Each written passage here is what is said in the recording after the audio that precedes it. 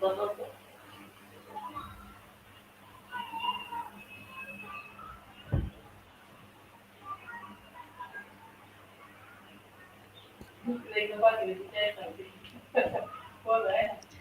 Margaret Thatcher said, disciplining yourself to do what you know is right and important, although difficult, is the high road to pride, self esteem, and personal satisfaction. So, good evening, everyone. I am Megh Gole from SSERD with my co host Ruchira Hukkol, and we're glad to welcome everyone who's joined us this evening for the splendid World Space Week 2021 with the theme Women in Space. We age not by years, but by our stories. So, here is another inspirational story for you. So, listen carefully and guess who this is about. She was born on 17th March 1962 in Karnal, India. As a child, she was fascinated by airplanes and flying and went to local flying clubs watching planes with her father. After getting a Bachelor's of Engineering degree in Aeronautical Engineering from Punjab Engineering College, she moved to United States in 1982 and then obtained her Master's of Science degree in Aerospace Engineering from the Universities of Texas in 1984. She then went on to earn her second master's in 1986, followed by which a degree in aerospace engineering in 1988 from the University of Colorado Boulder. She held a certificated flight instructor rating for airplanes, gliders, and a commercial pilot licenses for single and multi-engine airplanes, seaplanes, and gliders. After becoming a naturalized US citizen in April 1991, she applied for NASA Astronaut Corps and joined in March 1995, after which she was selected for her first flight in 1996. Her first space mission began on 19 November 1997 as a part of six astronaut crew that flew the Space Shuttle Columbia flight STS-87, thereby becoming the first Indian woman to go in space. In 2001, she was again selected for a second flight as a part of crew for STS-107. Now I would like the audience to guess who she is and type it in the chat box.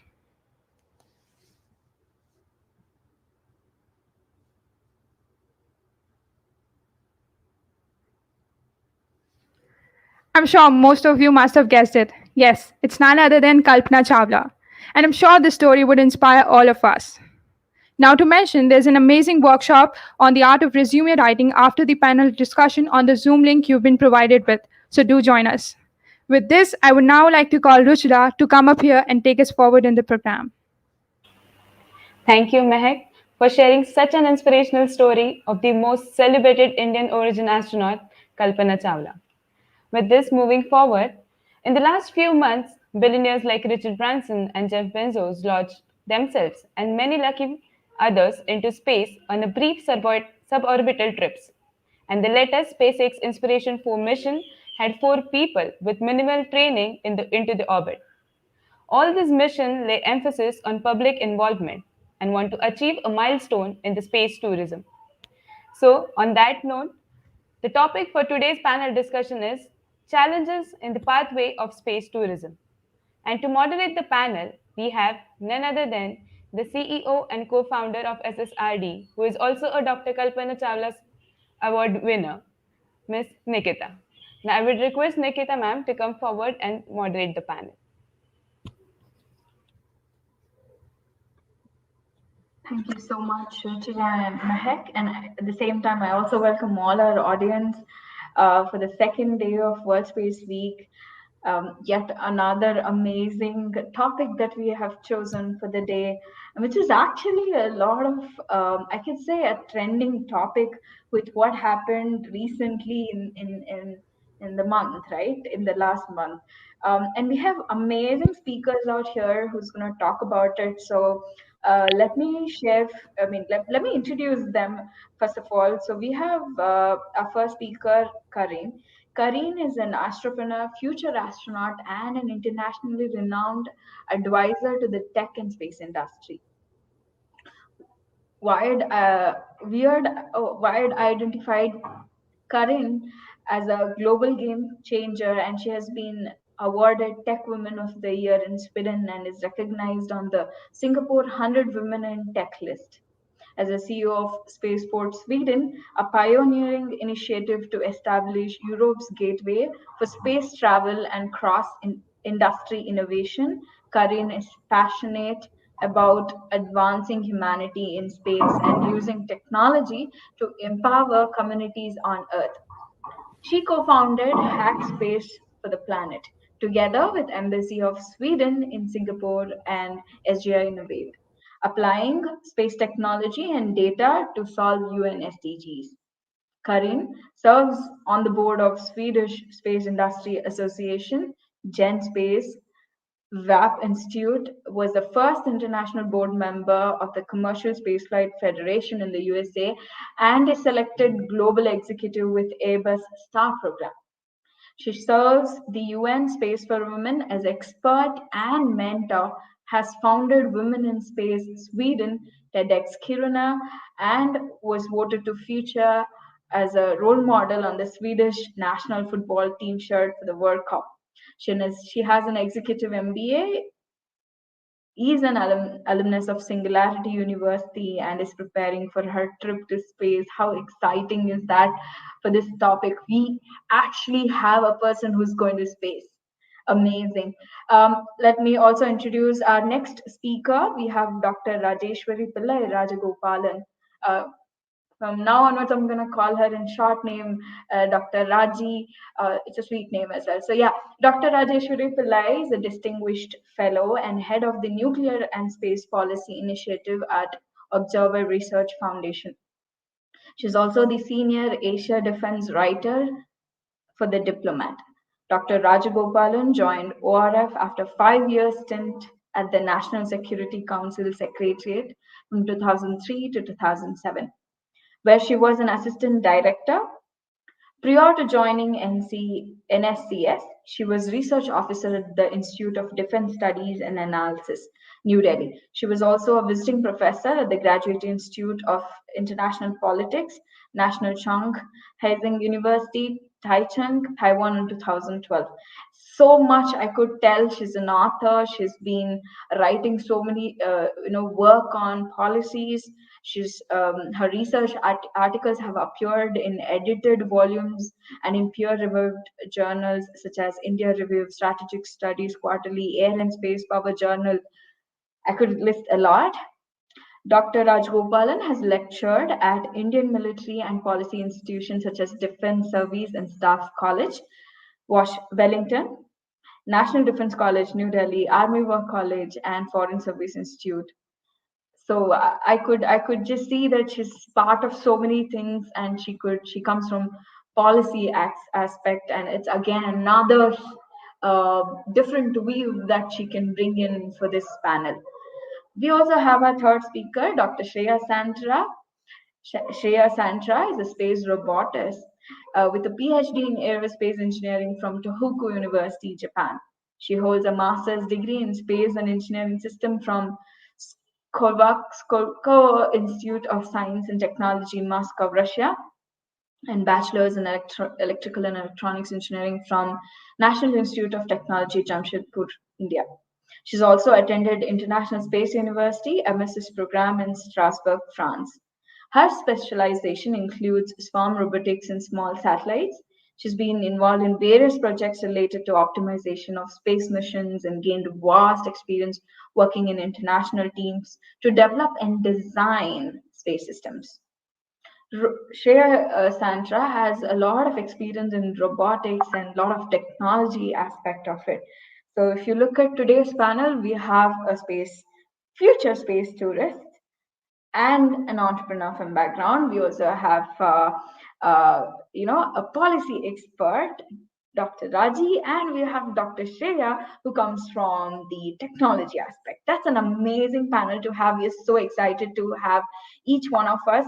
So, and I'm so happy that I'm moderating this panel at the last minute. But yeah, let me ask you all the very first question for this whole World Space Week and the Women in Space theme. We can go one after the other. My question is, how did your thought of getting into space. Like, we all would have dreamt of what we wanted to become, and how we actually started our journey, or your first step towards space, that led you to what you are today. We want to hear that aspect of you. We can start off from Dr. Raji, and then we will go to Dr. Karin, and then to Shreya. Uh, Thank you so much, Nikita. And so, good morning, good evening to all of you joining from different time zones. It's wonderful to be part of this conversation. And my thanks to SSERD for inviting me and giving me this opportunity to be part of this conversation. And I love the theme, Women in Space, and it's such a welcome break to see so many women on your posters. And if you are familiar with, any of you are familiar with my social media thing, I do call out manners and sort of manferences and kind of things. So I make it a point that when women work so hard to get there, they need to be part of these conversations, webinars, and kind of thing. Especially over the last year and a half, we have seen how women have been still sidelined. You see posters after posters with just men on the screen and kind of thing. And this is such a welcome break, and I'm really delighted to be part of it. On the same note, I would also just kind of clarify that my designation also has changed, since we all earned this, especially women. We earned this with a lot of hard work. I think I just want to make sure that. So I'm now the director of the Center for Security Strategy and Technology at the Observer Research Foundation. That's yeah. So it happened. Yeah, it happened sometime in April, in the beginning of the year. So we all earned this. So I think we also need to publicize it and kind of thing, talk about it. Anyway, that's a separate question and a separate issue. But yeah, to the question on how I got into space, I think this was sometime in 2009. I used to work a lot more on foreign policy issues and not so much into military or hard security issues, nuclear or space and things like that. I was not. And I think part of it was due to this kind of social conditioning that we all are, in a sense, prone to, and we all have been subjected to it in a sense at some stage or the other. So to me also, it didn't, even though I had some interest in some of these hard security issues, I think I was kind of discouraged to go along that path in a sense for a long time. But I think as I got a little older and got into the career, a few years into the career, I kind of realized, if I have an interest, why not I pursue that? But I think this also came as a in a sense, a chance thing. The Stockholm International Peace Research Institute. So I was in a ORF already at that point of time, and SIPRI reached out to us saying that they wanted to do a 3-day workshop on India's space program. But they wanted me to be sort of the person who would organize the conference. And SIPRI is the sort of the mother of think tanks. Anybody in the policy world would know it's like mother of think tanks. So to get associated with them was something very, very important for me, very exciting for me. But at the same time, just being an organizer for a conference, I didn't see that particular. I was like, you don't really need a person with a PhD to organize a conference. You can get an smart MA kid to do that for you. So I wanted to get into a project, get into the substantial part of the project, do a paper on India's sort of ASAT, anti-satellite program, and so on and so forth. Anyway, a lot of back and forth had happened, and then I managed to plug myself into that conference. It did go very well. But the point is that I also realized at that point of time that the India, having been a major space player for quite some time, having been in the space business for several decades, still it was when it came to the policy questions at international platforms, whether it is the United Nations, UN USA, the Office of the Outer Space Affairs, or the COPUS, the Committee on the Peaceful Use of Outer Space, or the CD, Conference on Disarmament in Geneva, the UN office in Geneva, which deals with the space security and arms control issues. The Indian voice was pretty thin. We were pretty much quiet most of the time. And even generally in the policy world, you did not see too many Indian perspectives out there. So in a sense, there was a gap that I did see in terms of India voicing its perspective. And India, being one of the major players, had to and should, I believe it should kind of let the world know how India conceives what kind of a space future it would like to see, how it would like to see the space policy conversations evolve, and what kind of a role you would want to play both within the region and beyond, and so on and so forth. So that policy gap is something that I really saw as an opportunity to plug myself in. Then I got in touch with a lot of people trying to sort of see if there was a way to plug in India's voice in a much more effective manner, and so on and so forth. So it's been an interesting journey. And 2 years ago, when the UN, a group of governmental experts, GG, was constituted on PAROS, Prevention of Arms Race in Outer Space, I was the technical advisor to the group, and I was part of the sessions through the 1 year, 2018, 2019. It was again. So in a sense, it's been an exciting journey to see, and it was the most exciting thing from a professional side of things to be part of those GG sort of deliberations, to see how the member countries sort of debate some of these issues, space security issues, arms race in outer space, and what are the kind of challenges, what are the issues out there, and in many sense, some of the assumptions that I had and some of the arguments that I made in my writings, I could see that play out in a sense, and it was kind of a reiteration of some of those the writings that I have been doing for a while now. So it has been an interesting journey. So it was by chance in a sense because of the SIPRI outreach to ORF, but I also saw that this was the time when the global governance debates were picking up momentum, because, for instance, the EU International Code of Conduct, International Code of Conduct for Outer Space Activities, EU ICOC, came out in 2011, and there was quite a bit of buzz around that about the global governance debates and whether the EU ICOC if it was going to make any dent, any progress really. So that was really it was a perfect timing in a sense that I managed to get myself there, and then since then I've been writing a lot on all of these issues, and I think writings are the best ways to get your voice literally across the world. So trying to do that in my little ways. Amazing. Thank you so much for sharing that journey of getting into space. I have seen you from 2018 and seen your works, like every single work that you will do, and you would post it up. And the thing is, it's so important that there is someone to speak on an international level about what's happening in India in policies aspect. So you've done an amazing work in that aspect. We will talk more during this whole panel. Karin, it would be, all the audience would be really waiting to hear where did you start, and we know that you're going to space. Kindly share your story as well.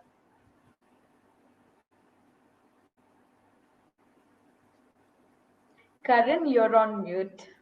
Houston, we have a problem. No, thank you so much, first of all, for having me. It's such an honor to be part and to share this panel with these distinguished ladies. So thank you for having me.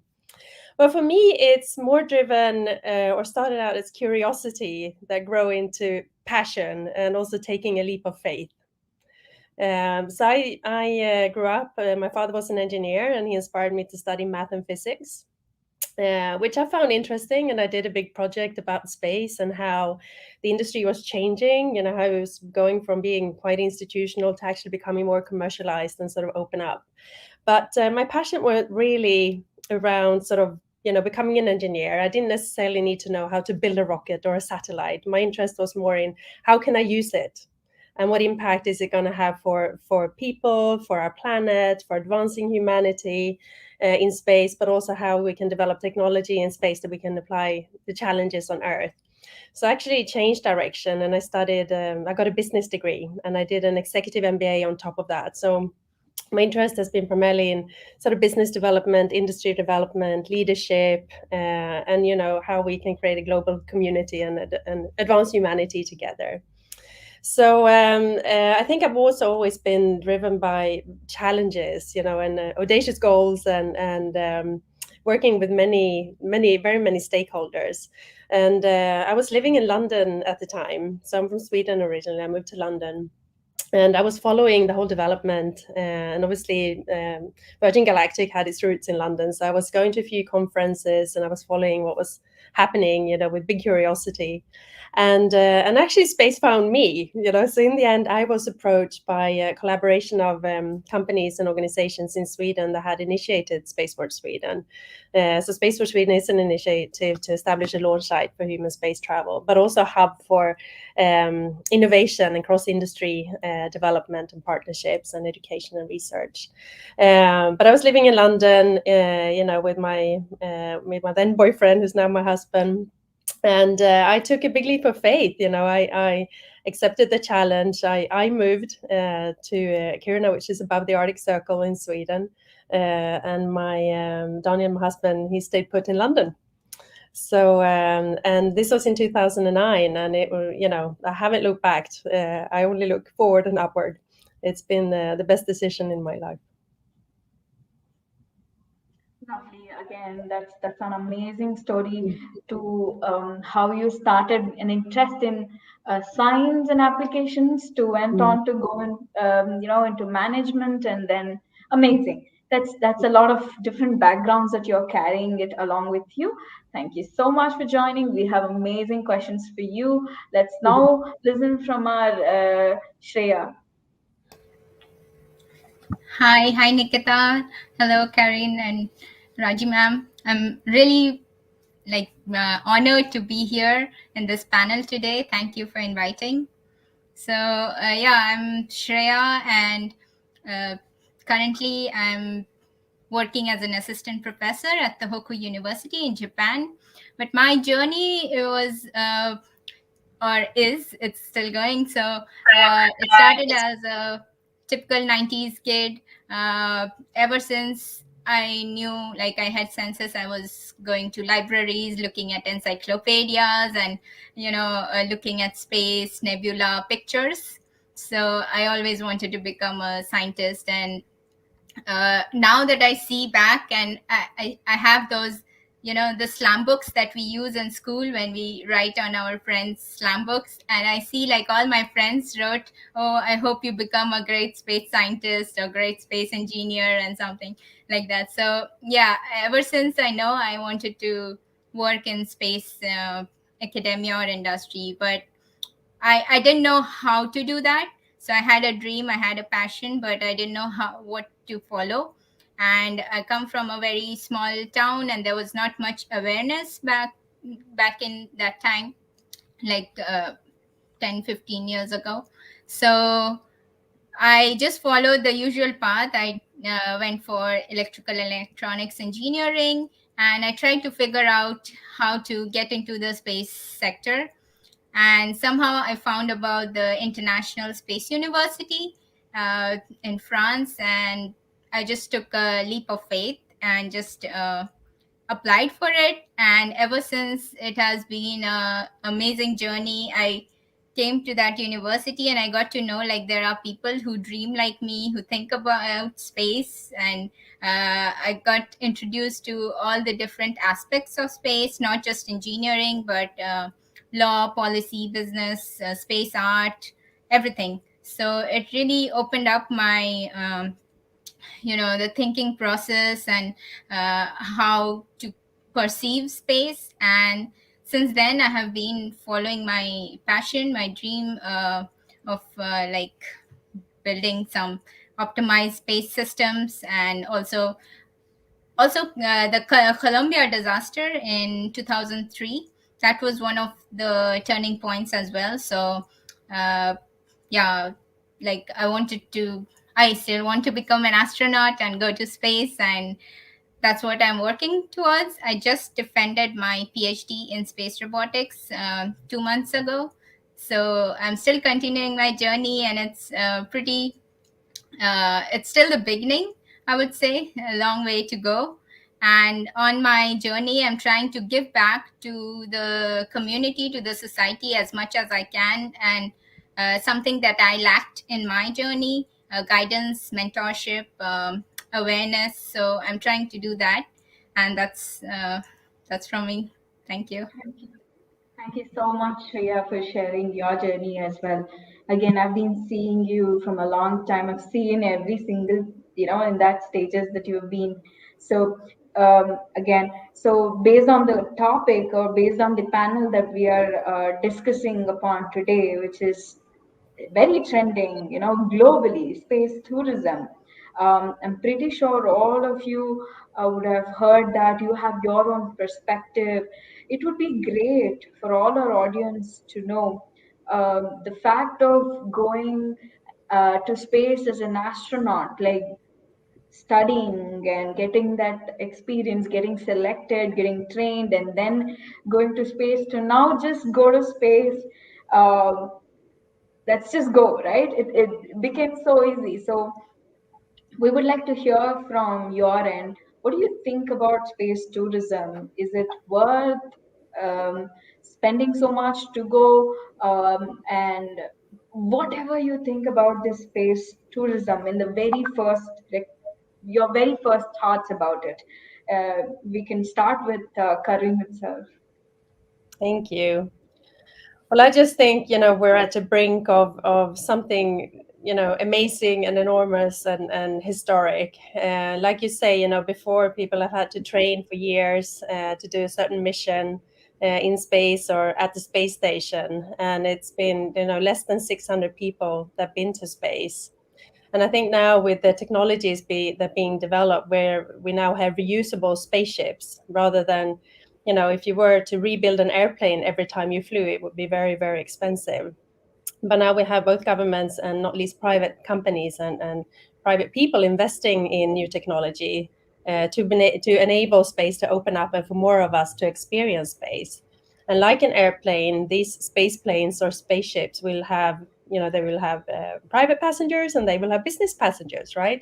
So you can fly as a space tourist, but you could also fly as a professional astronaut or a researcher or an educator, or do test and development. And I think that's just going to have, I think, an unforeseen impact. And I think when we enable also people to go that hasn't necessarily trained for a certain task, I think there are so many creative processes that will be released. And I mean, there's everyone that goes to space talk about the overview effect, how when you see Earth from space and you don't see any borders, you don't see any differences, between people, you don't see color, you don't see religion, you don't see preferences, we're all one. And I think that perspective, and again, that creative process that's going to come out of an experience like this, I think it's going to have a huge impact on life on Earth, because I think there's going to come out so many new ideas. And I think it's going to create a lot of engagement and involvement among the people that actually go to be part of driving the change that we also need to see on Earth. So I just think, it's such an exciting time to be alive and to, enable more people to get this experience. It's going to be transformative for Earth and humanity, as we know. True. I agree to each and every point of yours. The particular point that you mentioned, that now even the common people can take a chance to go and do some experiment or do a research. I think that's really which we can look for in the future with the space tourism. Thank you so much, Dr. Raji. What would you say? Yeah, absolutely. I agree entirely with what Karin said, and I would only of course, these are all significantly, in a sense, what we have seen over the last few months, July and September, three major industries making it move in a sense in space tourism industry. But I think we should also remember that these are all billionaires, and how does it of course it's not been easy for them. They have had a long journey for all of them, whether it is the Virgin Galactic, which started in a sense, they made the announcement initially in 2004, and hoping that they could start a commercial service by 2007. But of course the journey since then, 14 years it has taken for them to reach what they have done today, in a sense. So there are technical challenges in doing these adventurous trips, in a sense. But what about the safety regulations, and are there regulations regulating this sector, in a sense? So in the backdrop these achievements that we have seen over the last few months. I think there have been many space safety associations that have come out asking these questions on regulations. How well regulated is this particular sector? Is it regulated, or what kind of regulations we need, and so on and so forth. There have been sort of a lot of statements I've seen in the media saying that there are neither government safety regulations nor company regulations that are regulating the space tourism sector, and that's something that we really need to be and the problem they feel is that it's neither sort of a it's in a sense the for instance, if you take whether it is a home, any of the devices that we use at home, whether it is a washing machine or a car or an aircraft, they all have to go through certain processes, receiving certain certifications and standards and so on and so forth from an independent body, in a sense, about the design, safety requirements, standards in place. But here the key question is, are there those kind of certifications being developed?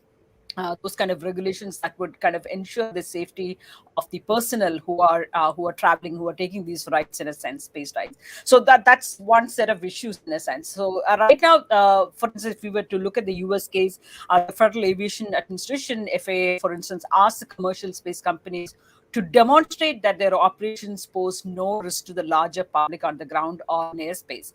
But they themselves have come out and said there are no oversight procedures to look at the safety of the flight participants, for instance. And also, there is no process to certify that the launch and the entry vehicles are safe for humans, and so on and so forth. So right now, the only requirement that the companies have, they have to show that their technology has been performed safely during test flights. So in a sense, there are those kind of issues that will come into play, and that has become part of the conversations following the recent developments. There are other issues, for instance, the definition of an astronaut. Who is an astronaut, for instance? And this has been typically talked about for a very long time. I myself have used in many of my conversations. Typically, an astronaut meant a personnel of a spaceship, a spacecraft, in a sense, and who has gone through hours and hours of hundreds of hours of training and all of that stuff.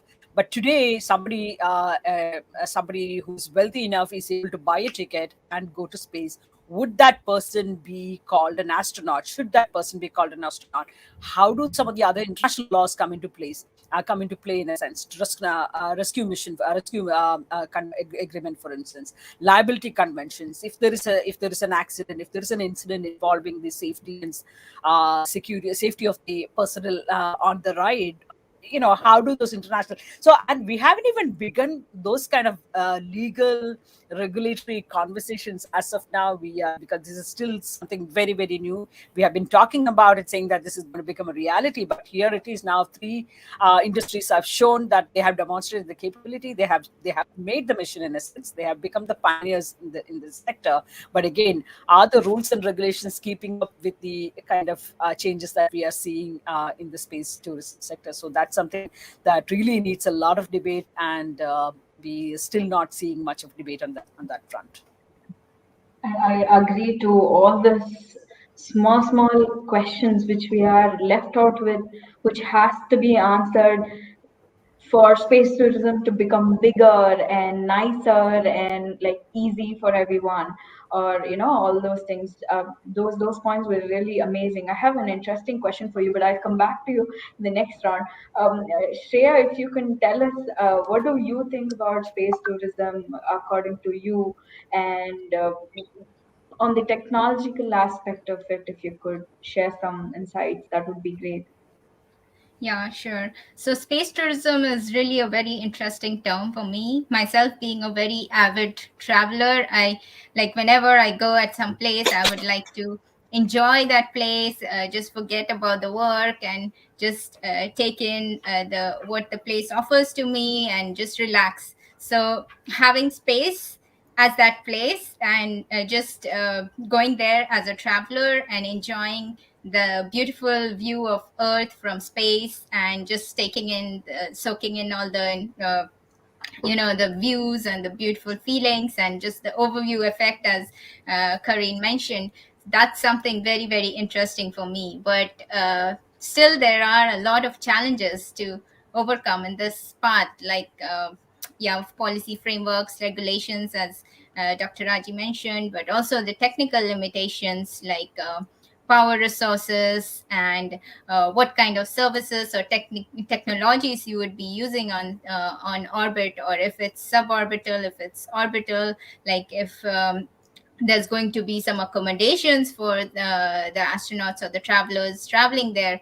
So there's a lot of questions still to be answered, and a lot of technology that are not yet developed, or the technology readiness level is very low. And so these are like some of the aspects that I can think of. Well, main is the power resources for the spacecrafts. Of course, like we need to have a very efficient and reliable power resource, which can be sustainable for a long time, and also like some technologies that can be are stationed on space. Like, of course, ISS is there, but it is very expensive to just have ISS on orbit. So something that can go on for a long time and also generate revenues. So there's a lot of technology aspects to be thought for. Thank you so much, Shreya. I think Karin wanted to add a point, right, for the same question. Yes, Karin, Yeah, please if go I ahead. can, just to comment as well. I mean, these are not sort of new areas of challenge. We've been, since I started on, almost 15 years ago, we've been having these conversations on an international scale. I spent a lot of time, particularly obviously in Europe, but also in the US, and I've been part of working groups and study groups, and we spent a lot of time working with governments around policy, around export control, regarding safety questions and what have you. So it's not new by far. It's something we've been working on for a long time, and hence now we are at the brink of a commercial industry, and we see companies come so far. We've seen the authorities, particularly in the US, have given the companies the green light to actually go ahead and start commercial flights. So I mean, that would not happen if it wasn't secure as secure as it can be. Obviously, for the passengers, there's always a risk, but also for the people on the ground. So I think that's important to underline. I mean, then there's continuous development, and these and challenges, like I said, when we're going to live on orbit as well. But I mean, these are challenges for us to solve, and they're opportunities. And what we're actually seeing is how many more countries now are really engaging in this, because they realize, not only is space part of the global economy, it grows by 6 to 7 to 8% annually, but also how it's an industry that attracts a lot of talent, it attracts investment, and it attracts other companies to locate to your area, and again, it's a catalyst for STEM, for science, technology, and so forth, education. So we're seeing, before there was a race, between big nations, and now we're seeing how small is the new big, almost, how anyone who wants to can be a part of this industry, and you can have a different role within that industry. And I think, space is hugely exciting, but there's only one more thing that's more exciting than space, and that's humans in space. And we're seeing how that is attracting, a lot of attention, of course, and how it's inspiring and aspiring, and how we have a generation of people who wants to be part of solving these challenges, and how to want to be part of solving difficult challenges. And I think that's so it gives me a lot of hope for the future. I again totally agree to every single point that you mentioned, that these challenges that we are facing today has to be turned into opportunities for our current generation. I mean, they have to start considering that that is what they have to start solving. I mean, which is going to help for much bigger things to happen. And I also like the point that Shreya mentioned. For now, okay, we're just gonna go stay there in space to like experience that zero gravity for a few minutes, and then we come back. I mean, it's just happening in few hours. But for example, someone wants to be in space for like one day, and still want to, but do we have those? And I think that is also going to be something which has to happen, which has to be worked upon. So for those, all the technological information, I mean, technology that's required that Shreya mentioned is also amazing, and falsely part of what Dr. Raji mentioned. So there is this question, with all the richest people who again just went on to this space tourism itself. I could feel like, okay, why everyone is into this? And they've chosen entrepreneurship and particularly going to space. In fact, I recently read another blog or something written telling that the co-founder of Microsoft is also now starting a space company.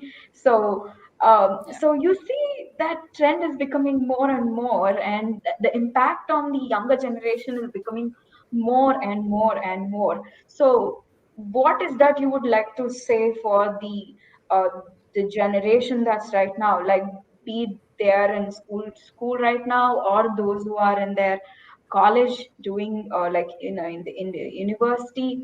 What is that you want them to do and focus upon, and what is something that you would tell them to look for in future, and particularly about this mission or like the space tourism, and how do you want them to start working towards it? Yeah, we could start with Shreya itself because she is now professor. What would you say, Professor Shreya? Sure. So space tourism, like even 5 or 10 years back, but even when Sir Richard Branson came up with the Virgin Galactic and spaceplane concept, it was still science fiction.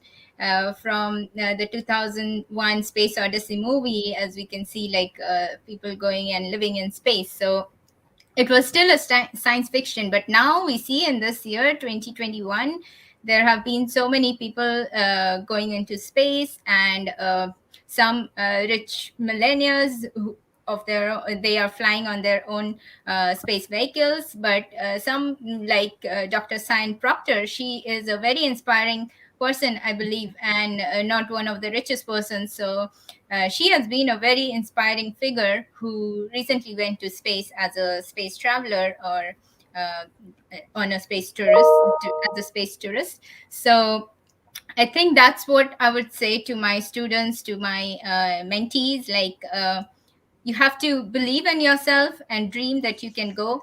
And you have to, if there's not enough money, you can still develop some technologies, some visionary technologies, or come into the space industry and be involved in the space industry, so that you gain recognition and then be chosen by some of these companies to fly into space. So I think that's something very essential, because it's human aspiration to be curious, to explore whatever is around us, including space. So I think that's what my students should do, like be dreamers and continue working in the best way possible in this industry, or in any position that they are. And I'm definitely sure they can reach the space, the stars. Amazing. Thank you, Shreya. Dr. Raji, what would you say? I mean, those who would look into this as a policy aspect or be it any aspect, okay, let's just keep it open. What would you say to them?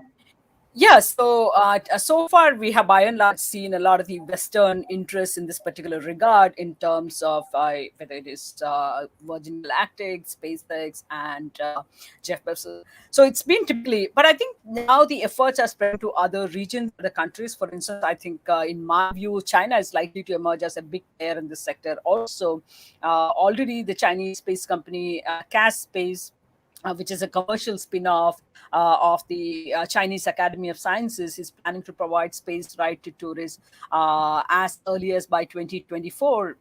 And I think reportedly they are the Blue Origin has been the big inspiration for them, pushing them to enter into the space tourism business in a matter of 3 years. That's a fairly ambitious target that they have, and they are already apparently making the rockets for sending people to space, but on brief missions like the Blue Origin and so on and so forth.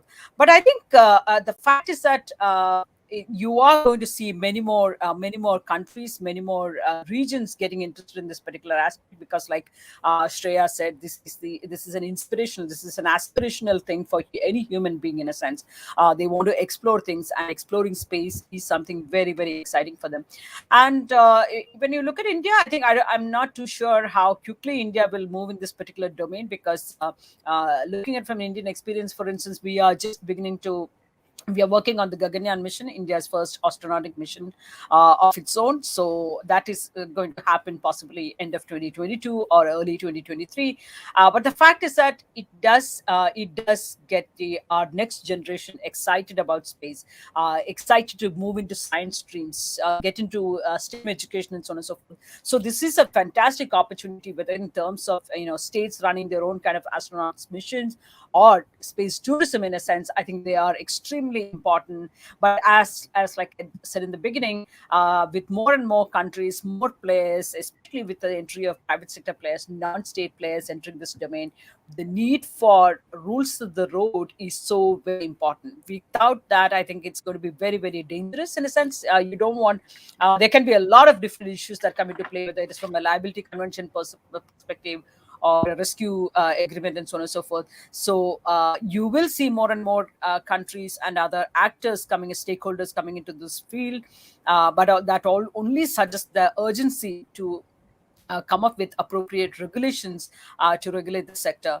But it is a very, very inspirational thing for the next generation, for them to get interested in space, especially in a country like us. A lot of people move into the science stream at the school level, and so on and so forth, but they have not really pursued beyond a certain point. So I think seeing things like Gaganyaan or India, in a sense, and maybe in a few years' time, we will have our own kind of our own version of a SpaceX. It might be a much smaller level, but the fact is that you could have our own Jeff Bezos and Elon Musk, who could come up with their own initiatives, and that could be extremely exciting for the next generation, in a sense. I again agree to this point, and during our programs where we have these young students who come and say, I like Elon Musk, and they keep telling that, I want to become someone like that. And coming to the point of, there are companies already in India who are putting their effort to a level of becoming the SpaceX of, India's. And I think we all need to wish them to become someone like them and have this name, globally, and we want them to be successful. In fact, that is the way and we all can. and also the entry of the private sector, even in broader terms, when you look at it, it's been extremely useful. They have essentially democratized the space sector, made the economies, the cost economy factor has come into play, making innovative implementation of essentially the circular economy principles. Look at the whole SpaceX, for instance, the embrace of the reusable rocket, which has drastically reduced the cost, and so on and so forth. So, in a sense, entry of the private sector has changed the way we engage outer space, in a sense. And I think we are here to see for seeing a lot more adventures in space, and hopefully that will get the next generation of kids a lot more excited and interested in space and broader STEM education and kind of thing applications. I agree to your point, Karin. What would you say? How would you inspire the future generation? Well, like been said, I think now we see a lot of headlines, with the billionaires going to space, and of course that's part of the story, what's happening. But the real story, I think, it's that we have people that are investing their own money to open up space for all of us. Yes, it's pricey in the beginning, as it is in any development or industry or item, whether it's an iPhone or what have you.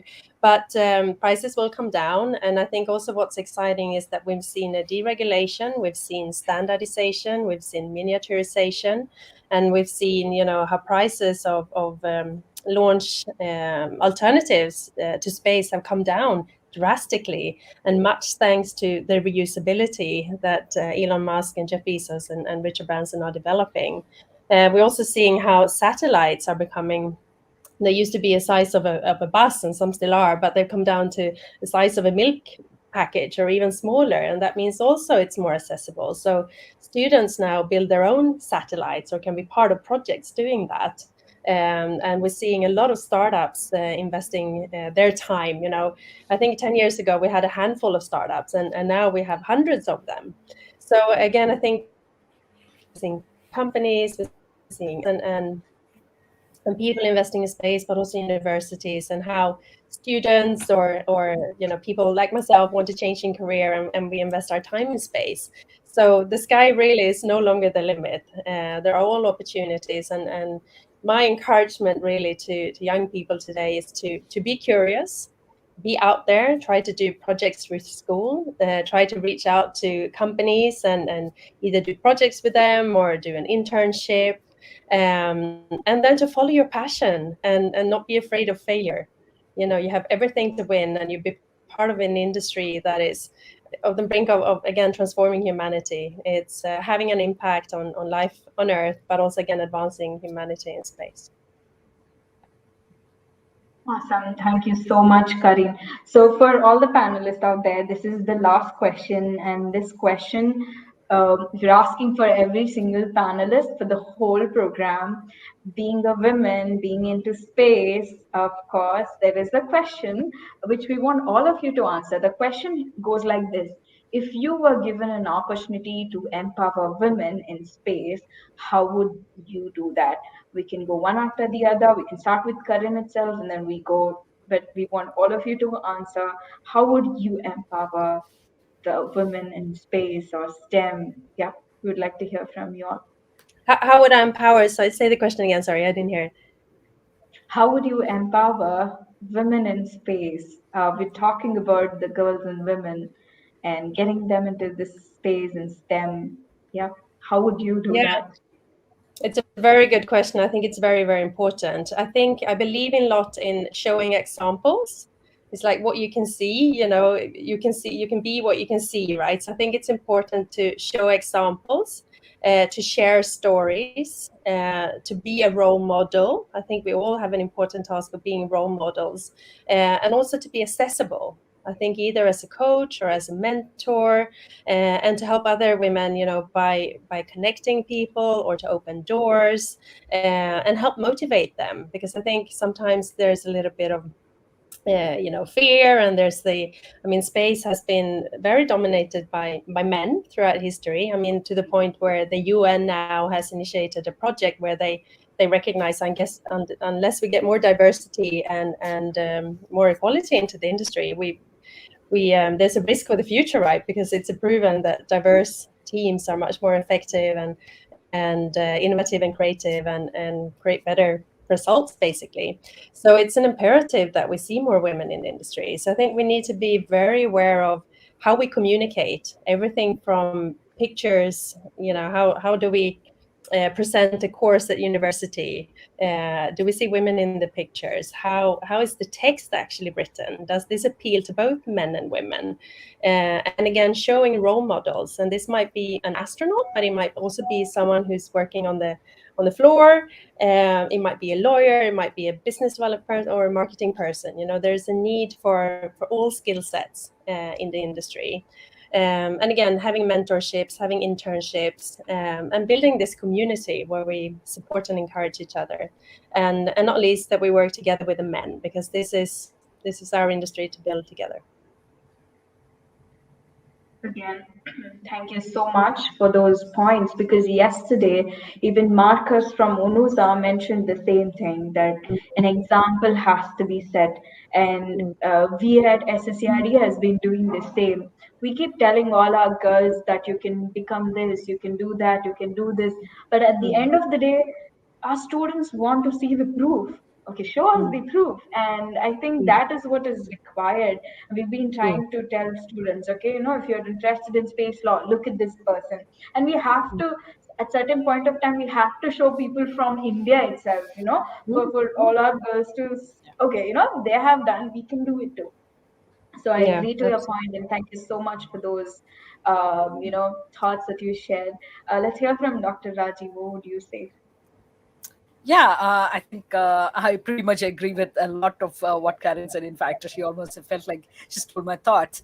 No, but I think it's absolutely important that we we provide ourselves as an example for others to look at. And then another important aspect is to kind of give opportunities to women. If we are in a policy think tank world, for instance, I'm in a think tank world, try and see where you can give an opportunity to a youngster, a young woman, a young lady who wants to get into the field, and what can be done to give them more visibility, in a sense, to give them an opportunity to write, publish. And to me, I think there is no substitute to, for instance, if you are in the broader policy world, in a sense, there is no substitute to publishing and making a name for yourself. So I keep telling all of the youngsters who work with me that publication is the your face to the external world. People should get to know you through your work, in a sense, and that should really take you places. And I can talk about my own example, in a sense. Over the last decade and a half, especially after I left the government and joined the ORF, in a sense, it's been essentially making a name is only through your hard work, and there's no substitute to that. And publications and kind of things, how you put yourself out there.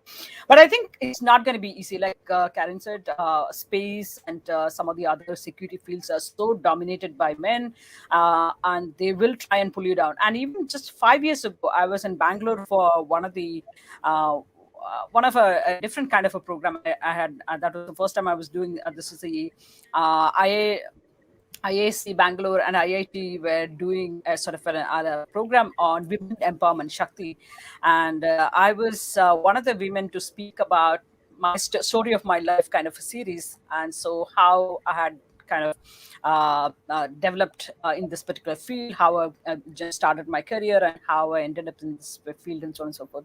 So there I saw one of the Indian scientists. I happened to, when I was staying in the campus there, and he said, "Oh, I told so-and-so not to invite you for this meeting tomorrow." I said, "Oh, that's your loss, you know." But the thing is that I was, by then I was I had made a name for myself. I had grown into the career, the profession, and I was confident enough to turn back and tell him that that's your loss.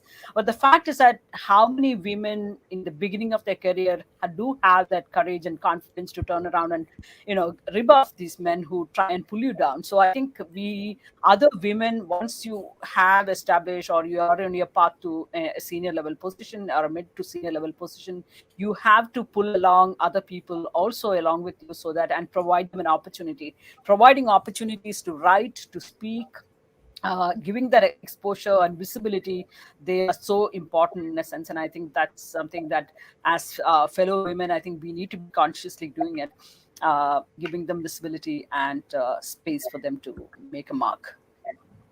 Awesome. Again, I agree to the point.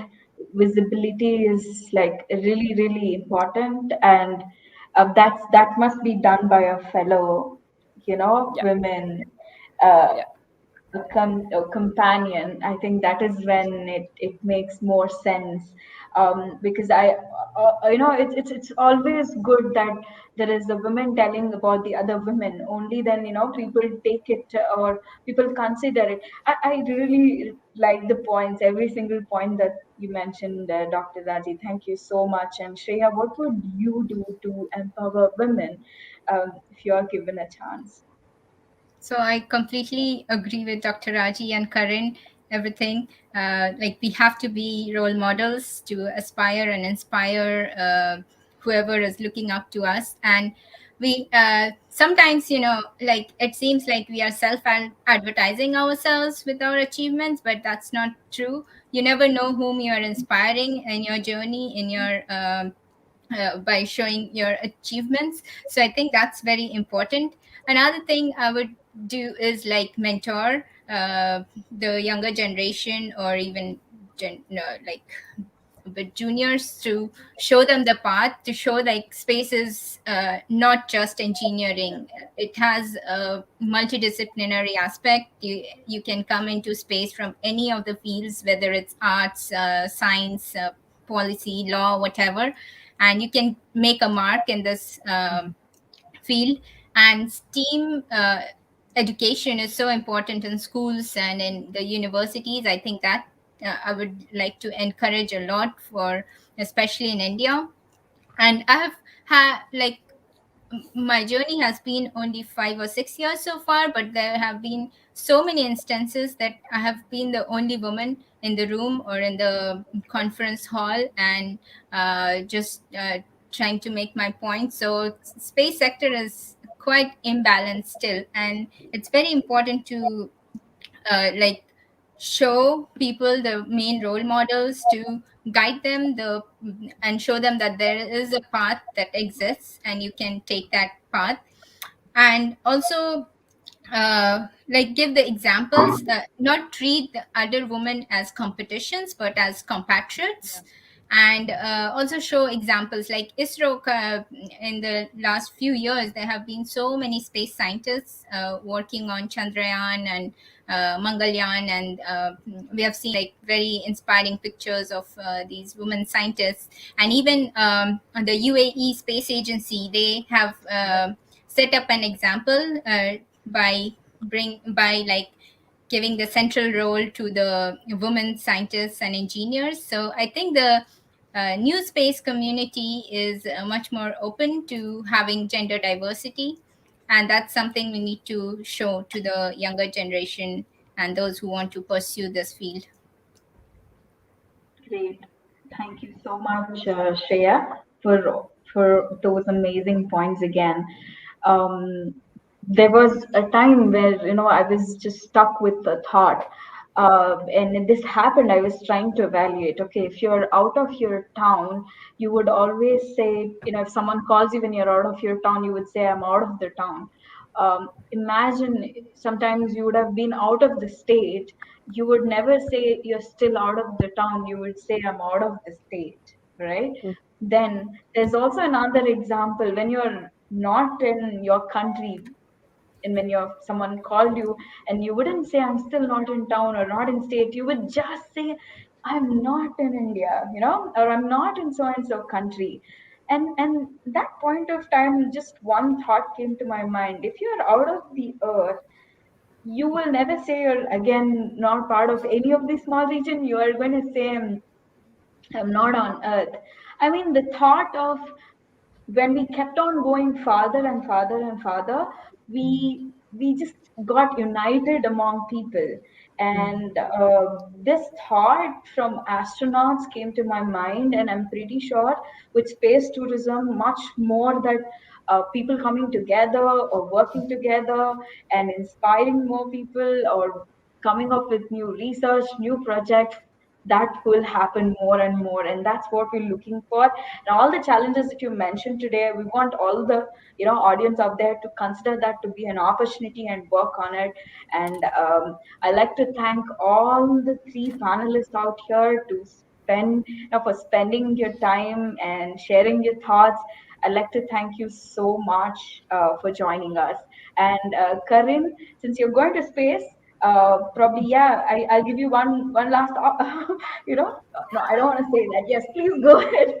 Please go ahead. I just wanted to share, because I think we've all been through this. We felt like the only female in the world or in the room, but then I was even told, it would be better if you're a man. So I think, the advice is to be resilient, believe in yourself, and also to surround yourself with people who also believe.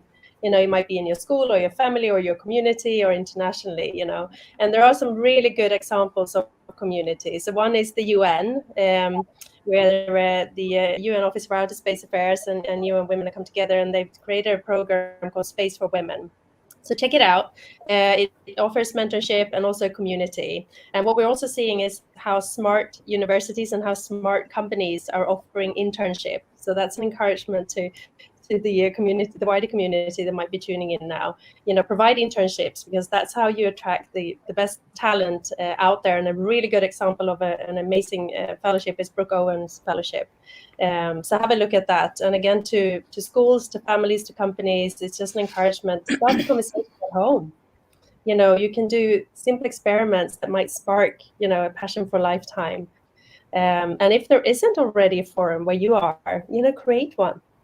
Again, the sky's not the limit. So there is all the opportunity on and off this world to be part of the industry and to leave a big mark on it. Thank you so much. As I said again, thank you a lot for joining and sharing all your thoughts on this a very important thing that is going to be and that has been from past few days. Thank you so much for joining us. Thank you you so for much for doing the this. opportunity to be For here. having Thank us. Thank you. you. Thank you for the Good to meet you platform. all. Bye. See you in space. Bye. We would be waiting to see you from Earth. Karin, thank you so much. Ruchira, I hand over it to you. Thank you, Nikita. It was really an amazing panel discussion where all our panelists talked about the most trending topic in the space sector, and that is space tourism. In the entire panel discussion, what I personally liked was when Dr. Raji talked about how the definition of astronaut may be redefined with the involvement of the public in the space sector. Also, when Dr. Karin told us, like the young generation, like me and you all, should engage with the space industry, taking in all the opportunities that we have. I sincerely thank all the speakers, starting with Dr. Raji, Karin, and Dr. Shreya Santra for sharing in their views and opinion with us. I also extend my thanks to Nikita for moderating the panel. Now, talking about space, anyone who loves space will definitely love to have space merchandise, wouldn't we? I personally would definitely like to have a merchandise which keeps me motivated, inspired, and reminding about the legacy and the history of ISRO and the missions that it had carried on so far. So, on the note, to talk more about space merchandise, among us we have Mr. Srikant Acharya, who is the CEO of Offense.com, which is a leading corporate gifting and merchandise company. They have recently been given the opportunity to produce and distribute ISRO's official merchandise. And so now I call upon Mr. Srikant Acharya to take the stage and do the official launch of these space. Over to you, sir. Thank you, Ruchira, for that introduction, and thank you, SSERD and Nikita. I've been on the session for the last 45 minutes or so. It's been really, really inspiring listening to all you wonderful women out there, Karin and Dr. Raji and Shreya. I think you guys are killing it. It's amazing to be here. So once again, thanks for the opportunity. So I want to talk a little bit about why merchandise, right? So I want to share with you a story first. This is a book that I have been reading.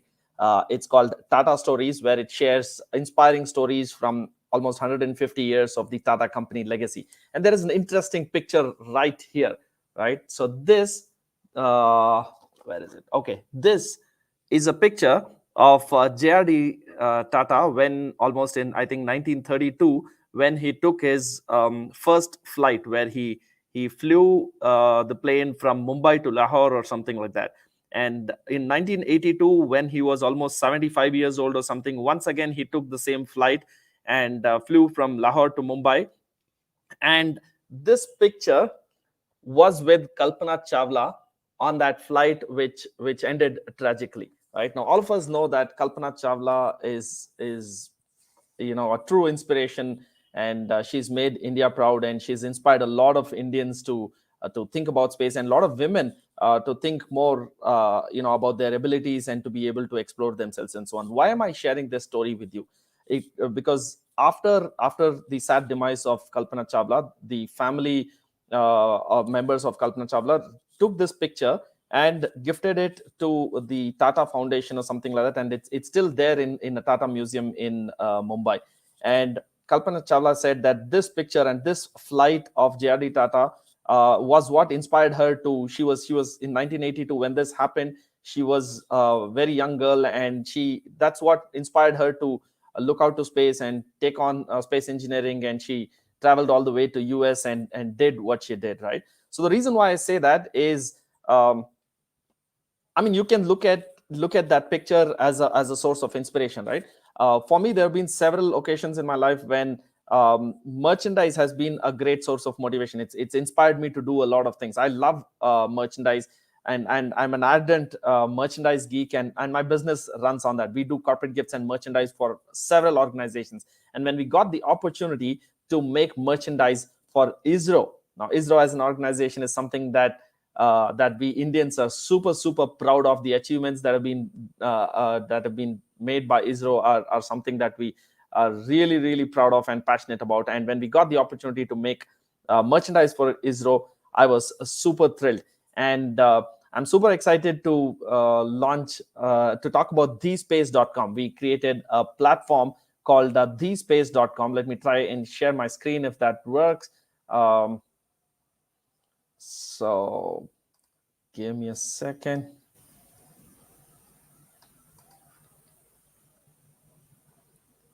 So thespace.com is an e-commerce platform where we are listing a series of merchandise that will hopefully inspire you to think about space, to think about science and technology, to think about the accomplishments of ISRO, as well as space in general. So you have a series of products here which will include apparel with under the themes of attitude, aspirations, and accomplishments of ISRO and space and technology. There are scale models of different rockets that have been sent out to space. There is different kinds of merchandise. There is books and all of these different categories. You have stationery, you have bags, you have apparel, you have collectibles, and a bunch of other things. And the whole idea is to make sure that as an ISRO fan or as a space enthusiast, you have products to either to use for yourself or to be able to gift to your kids, to your friends, and to your family, and to cherish those moments that you have about the different aspects of space. So we are super excited about this. We are launching it with a global store at the same time. So we have two variants of the store. One which is specifically targeted for the Indian community, where the currency is in rupees, and we'll be delivering it across India, as well another variant of the same site where the prices are in dollars, and we ship it anywhere across the world, right? So if you're an ISRO fan or if you are a space enthusiast, then this, I think, is the ultimate opportunity for you to go grab these merchandise. It doesn't matter where you are, and it'll be shipped straight to your home.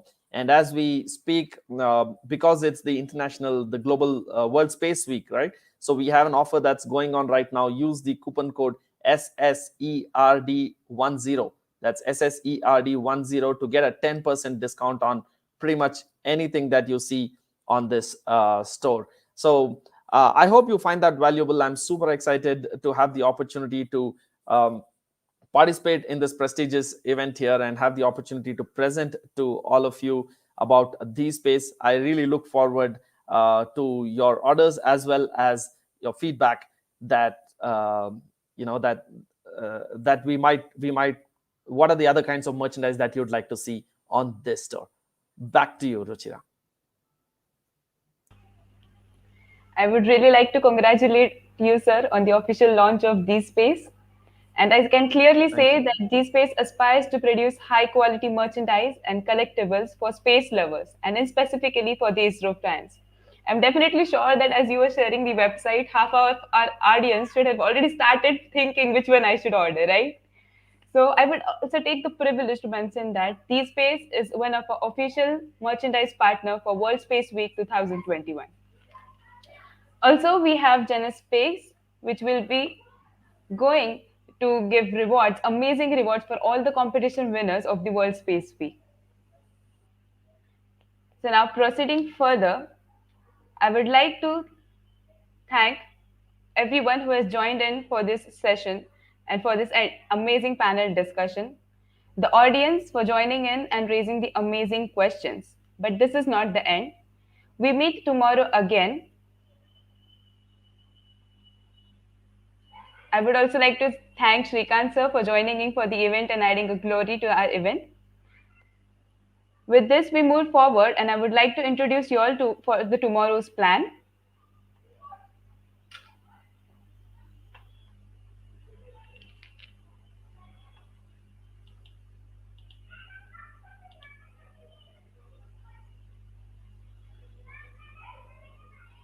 Tomorrow, that is 6th of October 2021, we have another panel discussion on the amazing topic of scope of privatization in the space industry.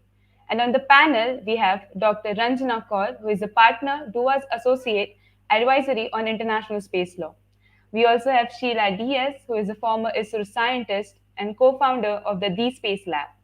Followed by her, we have Dr. Anjali Gupta, who is a business development life science lead at the Axion Space.